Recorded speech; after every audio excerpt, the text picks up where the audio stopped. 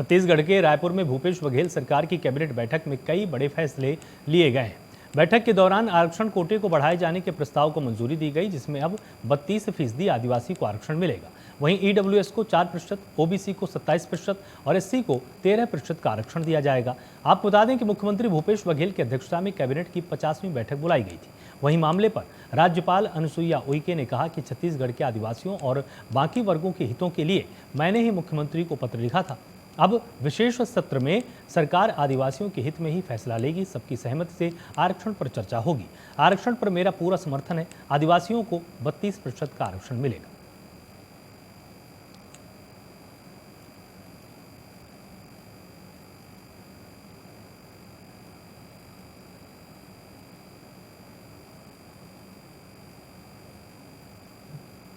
Budget से पहले बैठक में एक बार फिर छत्तीसगढ़ के मुख्यमंत्री भूपेश बघेल ने एनपीएस राशि की वापसी की है। इस दौरान जीएसटी क्षतिपूर्ति की भरपाई, कॉल रॉयल्टी की राशि की मांग सहित राज्य हित के कई मुद्दे केंद्रीय वित्त मंत्री के सामने रखे गए। दिल्ली के मानक शाह सेंटर में आयोजित बजट पूर्व बैठक में केंद्रीय वित्त मंत्री निर्मला सीतारमण के साथ ही अन्य राज्यों के वित्त मंत्री भी उपस्थित रहे। इस मौके पर मुख्यमंत्री भूपेश बघेल ने आम बजट 2023-24 को लेकर कई प्रस्ताव और सुझाव दिए हैं।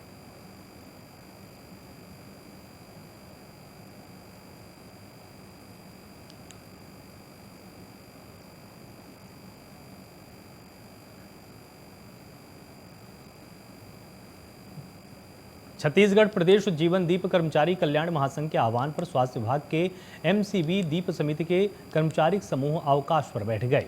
बता दें कि 3 दिवसीय अवकाश पर बैठे कर्मचारियों ने अपनी 3 सूत्री मांगों को पूरा करने की मांग की है। जिला मुख्यालय मनेन्द्रगढ़ सामुदायिक स्वास्थ्य केंद्र में कार्यरत स्वास्थ्य कर्मियों भी सामूहिक अवकाश में शामिल है। सभी का कहना है कि अपनी मांग को लेकर कई बार मुख्य चिकित्सा और स्वास्थ्य अधिकारी को ज्ञापन सौंप चुके हैं। हम लोगों को कलेक्टर देने के लिए हम लोग यहाँ पर 3 दिवसीय हड़ताल के लिए बैठे हैं। पूरे छत्तीसगढ़ महासंघ जीवन दीप कर्मचारी यहाँ पर सभी लोग इकट्ठा हुए हैं। कलेक्टर दल के लिए हम लोग यहाँ पर बैठे हैं। हम लोग 15 सालों से यहाँ पर कर रहे हैं जीवन दीप कर्मचारी, जो कि हम लोग 1000 या 2000 ऐसे करके 3000 रुपये आज हम लोग को मिल रहा है 15 सालों में। और हम लोग चाहते हैं कि कलेक्टर दर हम लोग को दिया जाए। ये हम लोग अनिश्चितकालीन हड़ताल के लिए जाएंगे। सीएमएचओ को हम लोग अपना ज्ञापन सौंपे हैं, जहाँ से हम लोग की निंदा हुई है और हम लोग को कहा गया है कि ऐसा कुछ नहीं होता है ना, ये कहाँ से आएगा पैसा, इस टाइप से हम लोग से वहाँ पर बोला गया है। आज छत्तीसगढ़ प्रदेश जीवन दीप समिति कर्मचारी कल्याण महासंघ के प्रांतीय आह्वान पर जीवन दीप समिति के जिला मनेन्द्रगढ़ चिरमिरी भरतपुर के सारे कर्मचारी जो स्वास्थ्य विभाग में विगत 15 वर्षों से ज़्यादा समय से काम कर रहे हैं, जो आज तक नियमित नहीं हुए हैं और उन्हें रोजगार गारंटी जो योजना है शासन की, उनके जो मजदूर काम करते हैं उनसे भी कम वेतन प्राप्त हो रहा है। तो अपने नियमितीकरण को लेकर के जो कर्मचारी काम कर रहे हैं, कुछ कुशल हैं, अर्धकुशल हैं, अकुशल हैं, उस आधार पे कलेक्टर दर पे वेतन की मांग को लेकर के और 62 वर्ष की उम्र तक उनको सेवा से निकाला न जाए, उसकी गारंटी को लेकर के, इन सब मांगों को लेकर के वे अपने प्रांतीय निकाय के आह्वान पर 3 दिन के सामूहिक अवकाश पर है और छत्तीसगढ़ प्रदेश स्वास्थ्य कर्मचारी संघ इनकी मांगों का पूर्णतः समर्थन करता है और आगे इनके संगठन के द्वारा जो भी निर्णय लिया जाएगा, बृहद आंदोलन किया जाएगा, उसमें पूर्ण रूप से हम इसमें शामिल भी होंगे। अरुण कुमार ताम्रका, जिला अध्यक्ष, छत्तीसगढ़ प्रदेश स्वास्थ्य कर्मचारी संघ। छत्तीसगढ़ के कोंडा गांव में भारत तिब्बत सीमा पुलिस बल की ओर से नक्सल क्षेत्र के छात्रों के लिए सराहनीय पहल की गई है। इसमें जिले के छोटे डोंगर क्षेत्र में आने वाले स्कूली छात्रों के लिए कैंप भ्रमण का आयोजन किया गया, जिसमें नवोदय विद्यालय और सैनिक स्कूल भर्ती परीक्षा की तैयारी की जानकारी भी दी गई। साथ ही पाठ्य सामग्रियां वितरित की गई हैं। युवाओं के लिए भी सुरक्षा बलों में भर्ती के लिए कैंप में तैयारी कराई जा रही है, जिसमें अधिक से अधिक युवाओं को भाग लेने के लिए प्रेरित किया गया। इस अवसर पर छात्र छात्राओं द्वारा सांस्कृतिक कार्यक्रम, लोकगीत भी प्रस्तुत किए गए।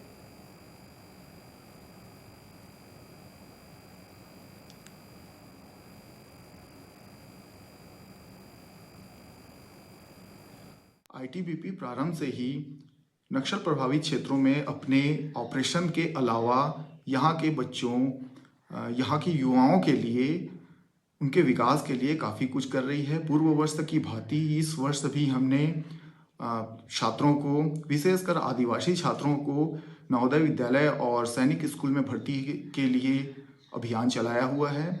इसके अतिरिक्त युवाओं को सुरक्षा बल में भर्ती के लिए भी हम तैयारी करवा रहे हैं और इसके साथ ही साथ वे छात्र जो पूर्ण रूप से सक्षम नहीं हैं उनको पाठ्य सामग्रियां भी हम वितरित कर रहे हैं। भानु प्रतापपुर विधानसभा के उपचुनाव से ठीक पहले लोक निर्माण विभाग जर्जर हो चुके स्टेट हाईवे 5 को मरम्मत करने का काम शुरू कर चुका है।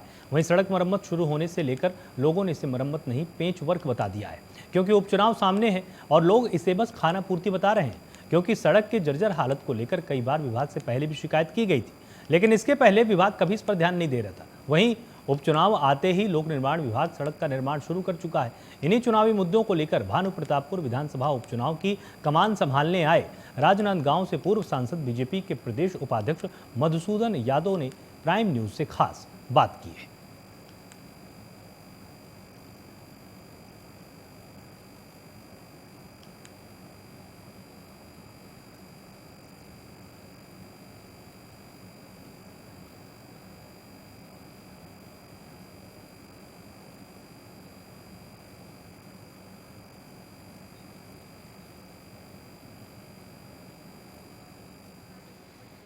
हमारे साथ इस वक्त भारतीय जनता पार्टी के वो शख्सियत बैठे हुए हैं जिन्होंने पार्षद से शुरू किया अपना राजनीतिक सफ़र और सांसद बनकर के क्षेत्र की सेवा काफ़ी की है। उन्होंने 2 बार से महापौर राजनांदगांव के रह चुके हैं। मधुसूदन यहाँ हमारे साथ इस वक्त हैं। भानु प्रतापपुर उपचुनाव में ये भानु प्रतापपुर से भाजपा के प्रत्याशी हैं, उनके समर्थन में आए हुए हैं।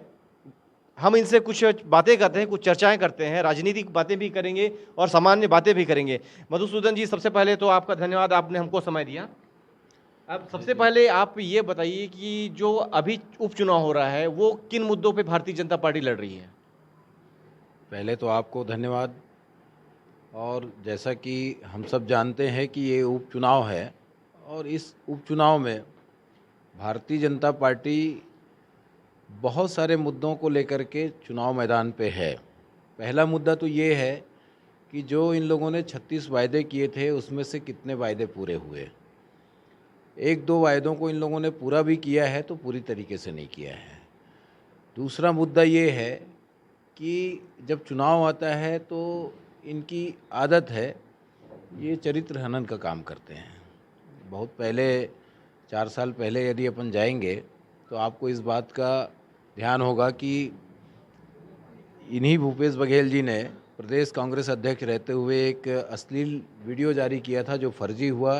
इनके खिलाफ सीबीआई जांच कर रही है, इनके खिलाफ एफआईआर है और लगभग ऐसा ही मामला इस समय भी भानु प्रतापपुर के उपचुनाव में लाया गया है, जो कि कांग्रेस का एक षड्यंत्र है और ये षड्यंत्र सफल नहीं होने वाला है। क्षेत्र की जो सड़कें हैं, आप शायद आए हैं यहाँ से गाड़ी अपने 4 व्हीलर से आए होंगे, सड़कों का हाल आपने देखा होगा। तो सड़कों का जो हाल है, क्या लगता है चुनाव में कुछ फ़र्क डालेंगे उसमें? चारों दिशाओं की जो सड़कें हैं उसका हाल तो मेरे से ज़्यादा यहाँ के क्षेत्र की जनता देख रही है कि उसकी क्या स्थिति है। और जब तक मनोज मंडावी जी थे तब तक उन सड़कों को कोई पूछने वाला नहीं था, उनका आवंटन जारी करने वाले नहीं थे। इसमें से तो कई सड़कें रमन सिंह जी के समय से सैंक्शन है, जैसे यहाँ से दिल्ली राजहरा सड़क एडीबी जो बना रही है वो डॉक्टर रमन सिंह जी के समय से ही बजट में प्रावधान किया गया था। ये लोग आवंटन नहीं दे पाए, इसलिए सड़कों का काम बहुत स्लो है। अचानक जब यहाँ पर उपचुनाव होने की स्थिति आई तो उसमें पेच वर्क करने का काम इन लोगों ने स्टार्ट किया। इसका मतलब थुक पालिश का काम चल रहा है। मतलब कुल मिला के ये कह सकते हैं कि कांग्रेस की अभी सरकार जो सड़कों का बुरा हाल है, विकास जो क्षेत्र में नहीं हो रहा है। हम एक सवाल और भी पूछना चाहेंगे आपको। भानु प्रतापपुर क्षेत्र में काफ़ी लौह अयस्क है और अन्य भी खनिज संसाधन हैं।